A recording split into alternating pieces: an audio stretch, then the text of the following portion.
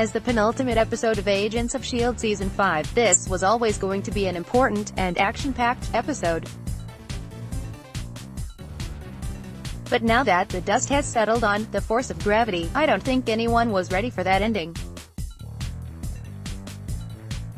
When Yoyo told herself in the mid-season finale that they had to let Coulson die, we feared the worst for him. The 100th episode revealed his unique condition, while Quake has been working to find a way to save him. While they have a cure for him, it would come at a cost. Good thing he got to share that scene with May. Quake wakes up and hears voices in her head. Coulson Sr. is the first to greet her, and knows that she's inhuman. She asks him where May and Coulson are, and he assures her they're in good hands.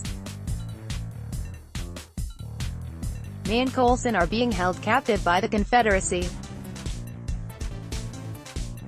Coulson tells May he has missiles aimed at the lighthouse, ready to fire. However, May remains defiant in the face of certain death. When he leaves them, Graviton tells him he might know somebody that can help them get gravitonium. The Zephyr starts malfunctioning again, as one of the workers gets swallowed whole. Graviton emerges, with two associates, and leads them to the Quinjet. As Mac turns on the news, he sees a report on the destruction in New York. Dickie warns Mac about Talbot while we see him commandeering the Quinjet, saying he needs the jets to breathe. Graviton checks in on Absorbing Man, who's still hooked up on life support. When he tells him he came in contact with a gravitonium, Absorbing Man panics. But Graviton offers him a way to control the voices in his head. He reaches out with his hand, and Creel absorbs it. While it goes over smoothly at first, he suddenly gets consumed by the gravitonium before getting completely sucked into Graviton. Coulson Sr. tries to recruit Quake to be his disciple. She politely rejects his offer, but realizes she can't use her powers. The reason being she's not conscious yet, and this whole interaction is all in her head. Coulson has found a way out of their cell, but just as the two of them begin their escape, Dickie comes on board to rescue them. Coulson Sr. has correctly predicted that Quake has lost track of time. However, she knows what happens in the future and uses it against him. She says her two sons died like cowards and that, if she really is the destroyer of worlds, then she's in control. The bind on her head snaps and she regains consciousness, immediately taking out her captors. She reunites with Dickie, Coulson and May, but they know they can't leave because of the missiles aimed at the lighthouse. Mac and Yoyo try to figure out Graviton's motives and, subsequently, where he's headed. Yoyo remembers how he kept repeating, "I can fix this." They realize that he wants to prove that he can still be a good father and, sure enough, he winds up back home. His family are surprised to see him, as he shows off his powers to his son George. He's optimistic about their future together, although his wife is less enthused. When she tells him that S.H.I.E.L.D. called to tell her what happened, he snaps and pins her up against the wall. George is, all of a sudden, frightened of him, and even bringing him onto a spaceship won't change that. On board the Confederacy, the agents plot their escape.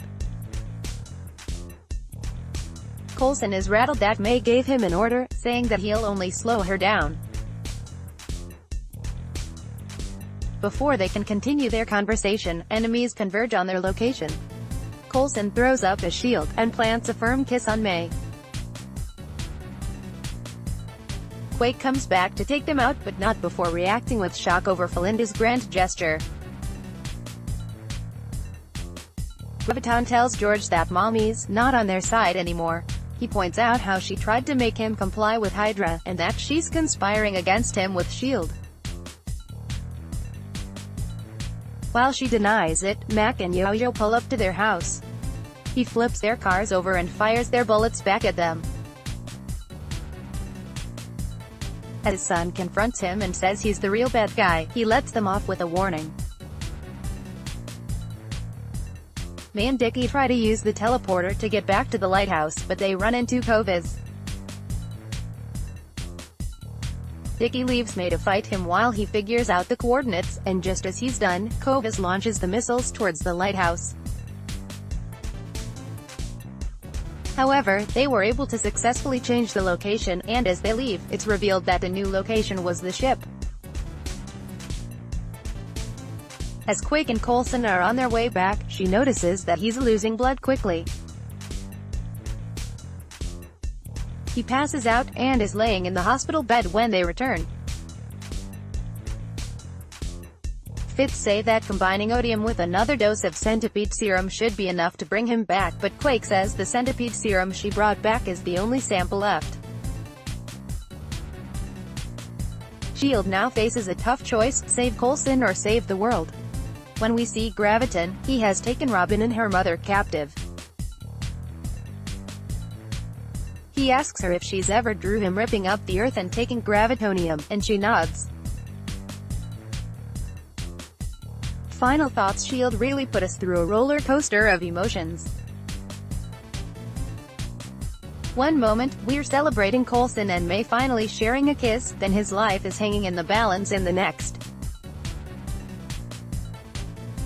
Had they not included Philinda's scene together, it would have been extremely cruel.